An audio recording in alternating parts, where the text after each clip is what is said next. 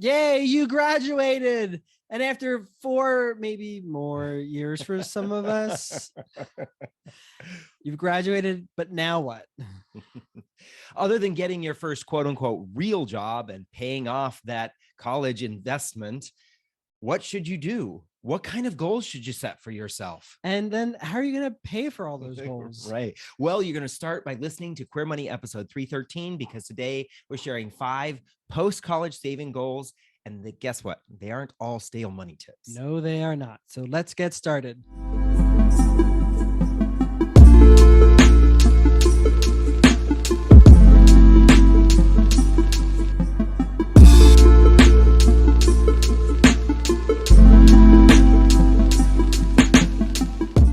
So I think even before you graduate college, like your friends and family, and especially maybe mom and dad, if they're the ones that are paying for your college, start putting pressure on you, like go out and get a real job immediately, get that secure job, get those benefits, and start paying off those student loans. But you haven't got your degree yet, but like it's all that stress right after you spent 4 years in college. I think so it's even before that. I think even in the first year of college, everybody's talking about, what do you want? What kind of job do you want? What kind of job do you want? Right. And why do they want you to get a job? They want you to get a job so you can buy the house, buy the car, get the white picket fence, have the kids, do all that crap that everybody expects you to do. But what about you? What do you want? Right. What do you really want? Yeah. No, nobody takes the time to really ask you what it is that you want to do when you're done with college. So we took a pill and had a dream, as a wise woman once said. Oh my God, and we did not. We went back in time, way back in and we thought about, okay, if we had to do post college over again, what would we do slightly differently? If we didn't have like all those pressures of getting that real job and start working for the man, what would we want to do? Yeah. And I think this first one really sums up, I think, what both of us would have way more preferred to do than what we actually did. Right. The first goal for us, at least, and we think that a lot of folks are thinking about this now, even more so than 10, 20 years ago, and that is to spend a few months to a year as a gap year, and preferably do it overseas. There's a lot of reasons why you might want to do this. One, I think that it gives you that kind of decompression time from college, especially the last year of college. There's a lot of pressure on you, right? A lot of pressure to whether it's, those finals, or you're having to do a dissertation or a major paper or something like that. So you kind of want to decompress. And so it allows us to have that decompression time and be able to relax a little bit. But I think the other great thing about this is, for a lot of people, it doesn't necessarily a gap year or a study abroad, a year abroad or a couple of months abroad is not something they can do right away. So it's something that you might want to start planning for even a little bit before you graduate, and really think about the financial aspects of it. It would be a great way to go back to mom and dad and say, hey, guess what?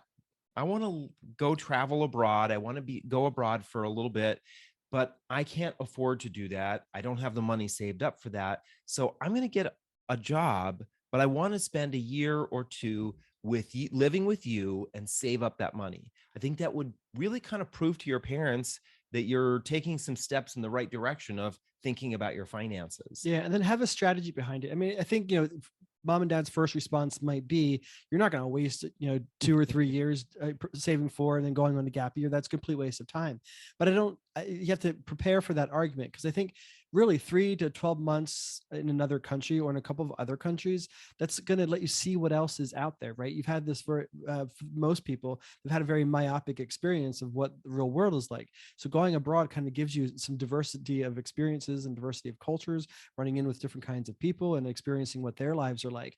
But then I also think, maybe even more so today than it maybe 10 or 20 years ago, is that showing a gap year on your resume is actually a good thing. Right. Showing that you've lived in a different country, that you were able to survive 3 to 12 months, speak in a country especially where they don't speak English. If you can pick up another language, those are, I think, good real world credentials that can go in a resume and show an employer that you're a well-rounded individual. And not only do you have the theoretical experience from college, but now you've got some real world experience and have done something exciting that not many American students unfortunately gets to do. Right. I think that one of the other great things about that when it comes to a job is knowing how to interface with non US individuals, right? Whether it's a foreign person because you're in a foreign country or foreign individuals here in the US is actually a really good thing. There are a lot of people who are immigrating to the United States, coming here for school, coming here to live, and they are now the kind of people we have to interact with at work, and understanding and being able to work with individuals who may have cultural differences than us is a really important thing. We talk a lot about having diversity in the workplace. Well, employers are creating very diverse workplaces Mhm. now. Maybe not all of them, right? But we are seeing more diversity in the workplace. And one of those areas of diversity is we are seeing different cultures. And so, because of that, if your employer knows that you have the experience of being around other cultures, it may play into them maybe putting you on projects or working with certain individuals that gives you that kind of diversity and reinforces their desire to have a diverse workplace. Exactly. Now, tip number two or goal number two is probably the best way in the world, especially today in America, to show that you're a grown up. And that is to move out on your own. Right. Right. So save, you want to start saving your money for your first apartment or for your mortgage on your first home. So there's a couple ways that you can do this, right? You can start to save a little bit of money from each paycheck as soon as you start working. Maybe you're going to get some gifts from friends or family members because you graduated college, or you can do a combination of pulling all that money together. And that money can be your seed money or be the initial money for your first apartment to put a deposit down or to put down to fund your money for a mortgage. Yeah. And I think one of the nice things about this is you kind of have maybe a little bit of leeway time where you can say, hey, mom and dad, I'd like to move in with Mhm. you, back in with you. I am going to get a job, but for the first 6 months, I really want to just be able to save up money for that deposit or that down payment. Actually, if you tell your parents that you want to save up money for a down payment on a house or maybe a condo or something like that, it may give them a really good picture of how you're planning ahead financially and allow them to have some ease at saying yes when they have you come back to their home. Because Exactly. I think for a lot of parents, getting that break away from you when you go off to college kind of sets them up for the We're empty lifestyle nesters of now. I don't want you in the house on a regular basis anymore. And I think for a lot of young people, they don't necessarily want to. I didn't want to move back in with my parents after college. Well, a whole other story. But after I moved out the first time, I didn't want to move back in with my parents. And unfortunately, I had to before I came out. And I think that knowing that you have a little bit of financial security, being able to go out and get an apartment, whether that's by yourself or with someone else, or save up the money to put down on a down payment on a place of your own, that really shows that thinking ahead. But again, remember, one of the important things that we're seeing here on both of these is there's kind of a trend. And that is when you get out of school and you do get your first job, you got to start saving for these kinds of goals. And as you know, Capital One is the sponsor of the Queer Money podcast. Capital One has their 360 savings account is a great savings account that you can set up on your phone and you can start your direct deposits into that. They have great rates as well. And they support the LGBTQ community all year round. Exactly. And just don't remember, if you're going to go the apartment route, you're going to need to have your an initial deposit. Very often, you have to put down a security payment or a security deposit, and sometimes they want both first and last month's rent. So that first going into your first apartment could require a sizable investment on your part. So that's why you want to start saving and saving on a reoccurring basis as soon as possible. And then if you're going to go buying your own first property, you're going to need at least 3.5% down minimum. Ideally, you want to be able to put 20% down, right? So you can avoid that PMI, but that's not going to be inconsequential either. So the sooner you set this as a goal and you start saving methodically for it, the easier it's going to be for you to reach it. Right. And I think one of the other things to keep in mind here, when you want to move out on your own, there are other things you're going to want, right? Whether it's a new couch or a new bed, or you need Right. dishes, or, granted, mom and dad, if you have accepting parents, supportive parents, then they may help you with that. But they are not going to probably buy everything, right? So there's going to be some things that you're going to want to do on your own, some things you're going to want to pick out on your own. So include that in your saving before you leave the home. All right. Tip number 3 is fun. Yeah. And this is to grow your family, especially your fur baby family. Yes. Right. We all have our fur babies. Right. If you watched us on Instagram, you know that John and I have 2 fur babies now, our 2 little French puppies, and we actually love them to death, but They're not cheap. they're not cheap. No. Right. So whether you want to grow your family and have other humans, which some people have that as a goal, or you want to grow your fur babies, anyway, you want to grow your family, it's going to be a lot easier to achieve that if you start saving money for that. So maybe if you know those are goals that you want to achieve after college, start strategizing for that. Yeah.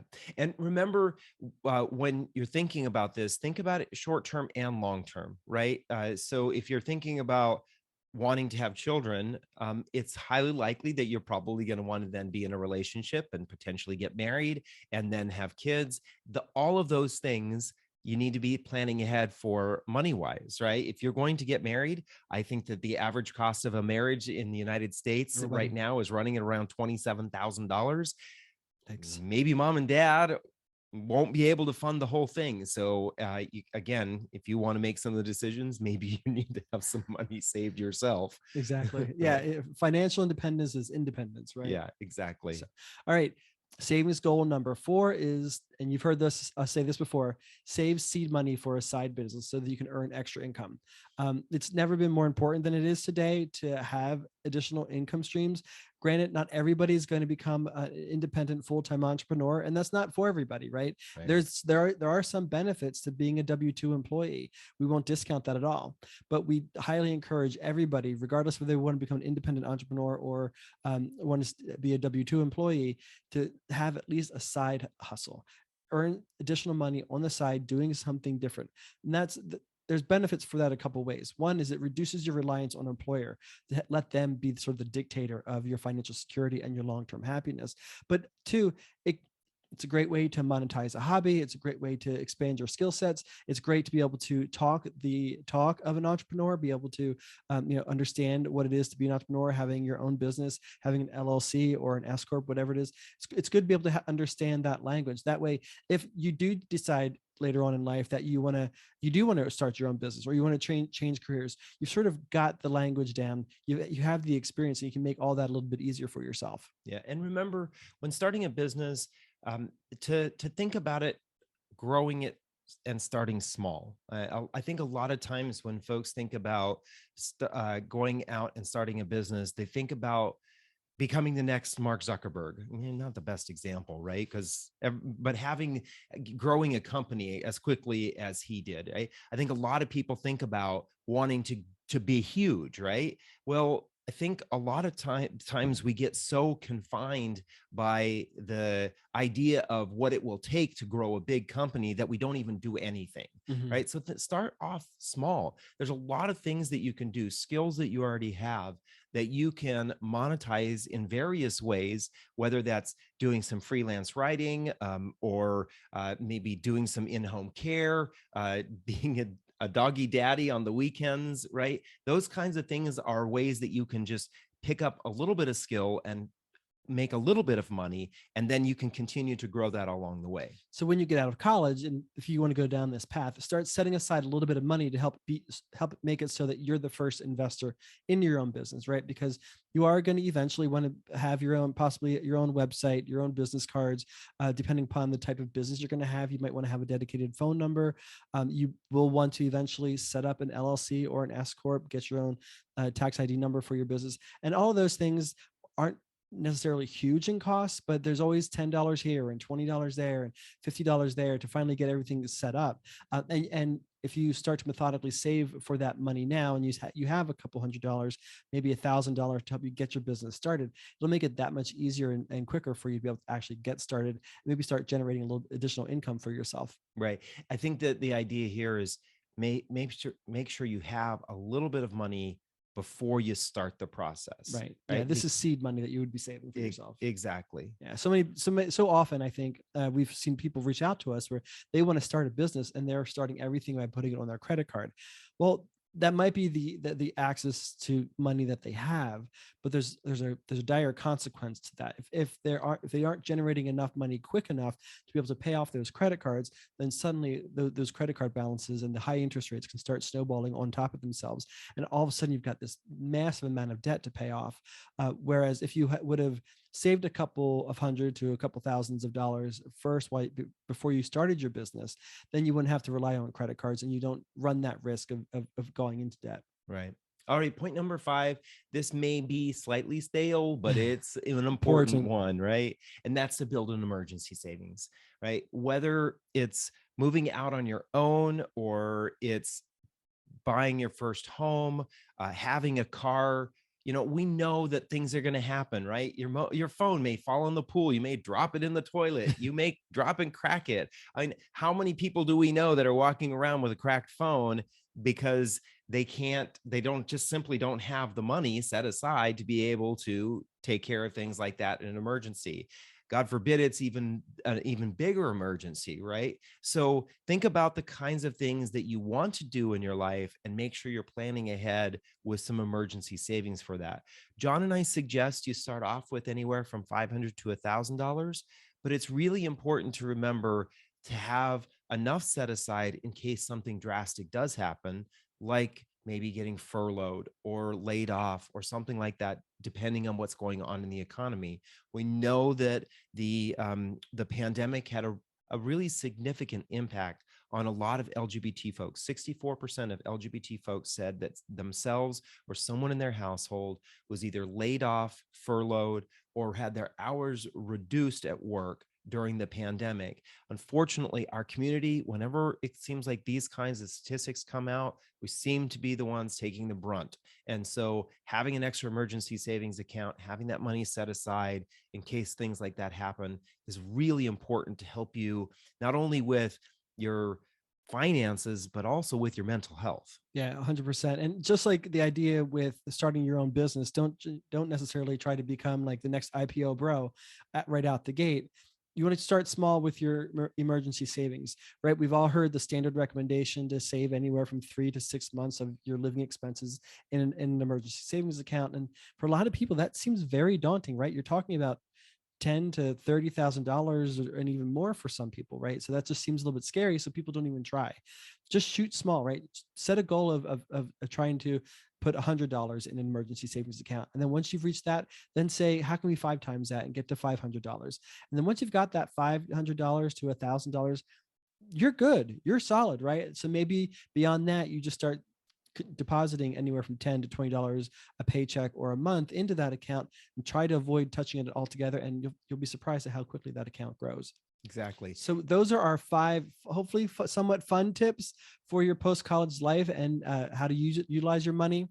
Number 1, spend a few months to a year as a gap year. Number 2, save for your first apartment deposit or mortgage down payment. Show the world that you are a full-time grown-up. Grow your family, including growing your fur babies.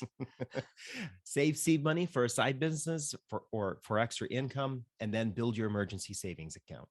Now, stay tuned for your Queer Money takeaway from this episode. Thank you for listening to another episode of Queer Money. Here's your Queer Money takeaway from this episode. Society and maybe even you a little bit are going to put pressure on you to go straight to work, start earning money, and start paying off those student loans. While all of that may be important, don't forget to have a little fun with your money after college. Try one or more of these suggestions to mix a little fun in with all that seriousness that's going to follow you the rest of your life. That's right. Then join us next week as we have a conversation with David Vincent of SAGE, Services and Advocacy for GLBT Elders, to talk a little bit about the recent domestic partner changes to Social Security benefits. Thank you again and have a great week.